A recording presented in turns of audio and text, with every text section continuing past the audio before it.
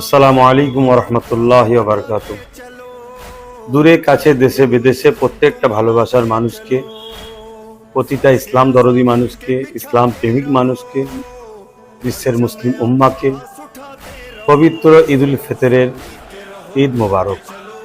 আলহামদুলিল্লাহ, এক মাস রমজান মাসের রোজা রাখার পর মহান রব্বুল আলামিনের পক্ষ থেকে আমরা ঈদুল ফিতর যে পেয়েছি, সেই নিয়ামতপূর্ণ ঈদ আগামীকাল ইনশাল্লাহ আমরা সকলে আল্লাহর খুশির জন্য ঈদগাতে যাব, রোজিব নামাজ আদায় করব, বিশ্ব কল্যাণের জন্য দোয়া কামনা করব, আপনাদের সকলের জন্য দোয়া চাইব, আপনারা সকলে আমার জন্য দোয়া চাইবেন। জাতি ধর্ম বর্ণ নির্বিশেষে প্রত্যেকটা মানুষ সুখে শান্তিতে বসবাস করুক, মানব বন্ধনে বসবাস করুক, ঐক্য একতার সঙ্গে বসবাস করুক। বিশেষ করে আমার দেশের ভৌগোলিক পরিস্থিতি সার্বিক দিক দিয়ে উন্নতি হোক,